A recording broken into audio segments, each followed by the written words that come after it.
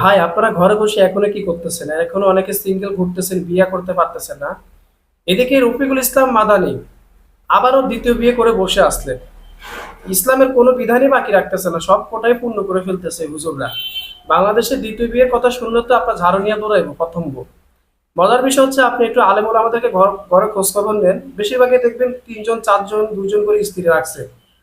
তার মধ্যে বাদ যায়নি রফিকুল ইসলাম মাদানি। সে এবার দ্বিতীয় বিয়ে করছে। দ্বিতীয় বিয়ে করার পর পরে ঘোষণা দিয়েছে যে গুনাহ থেকে বাঁচতে চায়।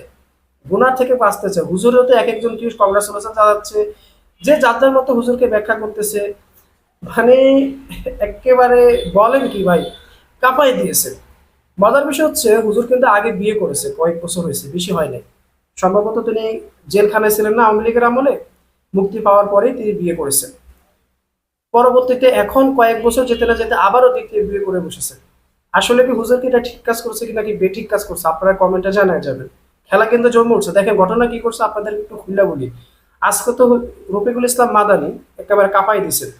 দেখেন, নিজের দ্বিতীয় বিয়ের তথ্য জানানোর আলোচিত ইসলামী বক্তা মাওলানা রফিকুল ইসলাম মাদানি আজ বুধবার নিজের ফেসবুক পেজে পোস্ট দিয়ে দ্বিতীয় বিয়ের জন্য জানান তিনি। রফিকুল ইসলাম মাদানি মার্কাজু শাহাবুদ্দিন আল ইসলামী মাদ্রাসার প্রতিষ্ঠাতা মুহতামিম। ফেসবুকে পোস্টে তিনি লিখেছেন, আমি আমার আল্লাহকে ভয় করি, গুনাহ থেকে বেঁচে থাকতে চাই। এই চাওয়াটাই আমাকে জীবনের সবচেয়ে কঠিন সিদ্ধান্ত নিতে বাধ্য করেছে। দ্বিতীয় বিয়ে। এই সমাজে কত মানুষ আছে যারা বিবাহিত হয়েও হারাম সম্পর্কে জড়িয়ে পড়ে, গোপনে গুনাহ করে। আমি সেই পথের একজন হতে চাইনি। আমি চাইনি নিজেকে কোনো হোটেল, পার্ক কিংবা অন্ধকার কোনো পথে খুঁজে পাই। আমি চেয়েছি হালাল মধ্যে থাকতে, আল্লাহর বিধানের মধ্যে থাকতে। জানি না আমার এই সিদ্ধান্ত আমার প্রথম আহালিয়ার কষ্ট হচ্ছে। এটা ভাবলে আমার বুকটা ভেঙে যায়। তবুও আমি বিশ্বাস করি এটি কোনো মানুষের বানানো নিয়ম নয়, এটি আমাদের সবার রবের বিধান। তিনি যা হালাল করেছেন সেটাকে আঁকড়ে ধরতে এসে তিনি স্বীকার করতেছেন তার প্রথম স্ত্রীর আহালিয়ার খুবই কষ্ট হচ্ছে, এবং তার প্রথম স্ত্রীর কষ্ট থেকে তারও বুক ভেঙে যাচ্ছে, কিন্তু তবুও তাকে বাধ্য হয়ে দ্বিতীয় বিয়ে করতে হলো। তার মানে বুঝতে হবে যে কোন অবস্থানে তিনি আছেন। কিছুদিন ধরে আমি তাকে বুঝিয়েছি, অসংখ্য রাত আমি আল্লাহর কাছে কেঁদে দোয়া করেছি যেন তার মনটা নরম হয়, যেন তিনি বিষয়টি মেনে নিতে পারেন। কখনো মনে হয়েছে তিনি বুঝেছেন, আবার হঠাৎ ভেঙে পড়েছেন, না বলে দিয়েছেন। আপনার সবার কাছে দোয়া আছে, আল্লাহ তাআলা যেন আমার দুই পরিবারকে ধৈর্য দান করেন, তাদের অন্তরে প্রশান্তি দেন এবং এই বিষয়টি সহজভাবে মেনে নেওয়ার তৌফিক দেন। আমি জানি না ওনার কথাগুলা কিভাবে ব্যাখ্যা করব, ওই তো অতটুকু জ্ঞানও আমার নেই। এখন কথা হচ্ছে, বিয়ে করার তো দুজনের ভিতরে একটা সম্মতি থাকতে হবে, সমঝোতা থাকতে হবে। এখন তিনি বলেই বসে তার স্ত্রীটা কোনো পক্ষে কোনোভাবে তার স্ত্রী এটাকে গ্রহণ করে নাই। প্রথম স্ত্রী কষ্ট পাচ্ছে, তাহলে এমত অবস্থা কি তিনি কি বোঝাতে চাচ্ছেন, গুনাহের বিষয় নাকি তার স্ত্রী অসুস্থ? যাই হোক, সবকিছু আলেমুল আমাদের জন্য তারা ম্যানেজ করে নিতে পারে।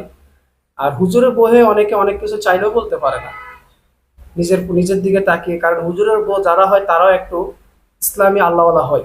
তো অনেকের ইচ্ছা থাকা সত্ত্বেও বুকে পাথর চাপা দিয়ে মেনে নেয়, কারণ সমাজ কি বলবে, আবার এখান থেকে কোথায় যাবে, একটা বাধ্যবাধকতা পড়ে যায়। তো এমন পরিস্থিতি তো আসলে উচিত না।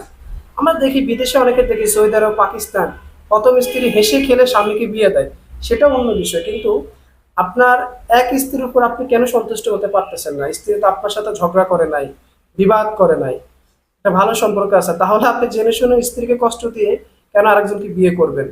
আর মজার বিষয় হচ্ছে, এমন তো না যে আপনার স্ত্রী অক্ষম, তাহলে আপনি গুনাহ থেকে বাঁচতে চান, সেটা আবার কি বুঝাইছে? এভাবে এটা কিন্তু আমি বলতেছি না ভাই, দুঃখিত, আমার অত অভিজ্ঞতা নাই, মানুষ মতামত দিচ্ছে। ইনসাফ করা এটাই সবচেয়ে বড় সত্য তিনি মনে করতেছেন। আর আল্লাহর কাছে মাথা নত করে দোয়া করি যেন তিনি আমাকে সেই তাওফিক দেন, যেন আমি কারো হক নষ্ট না করি, কারো প্রতি জুলুম না করি। আর আমাকে এমন তাওফিক দিন যেন আমি সত্যি ইনসাফের সঙ্গে তার সন্তুষ্টের জন্য আমার সংসার পরিচালনা করতে পারি। দেখেন, আমি আপনাদেরকে তার মতামতটি জানাইছি এবং কিছু দর্শকের মতামত জানাইছি। আপনার আপনারা আপনাদের মতামত দিয়ে যাবেন যে হুজুর কি তার এটা ঠিক কাজ করেছে কিনা। তিনি যেভাবে লিখেছেন আমি জাস্ট সেভাবে আপনাকে আপনার কি বলে শুনাইলাম। এখন অনেকে মনে করতেছে এটা ভুল কথা, তার মানে কি আর কোনো মেয়েকে মনে চাইবে না? যাই হোক, ভালো থাকবেন সবাই, আল্লাহ হাফেজ।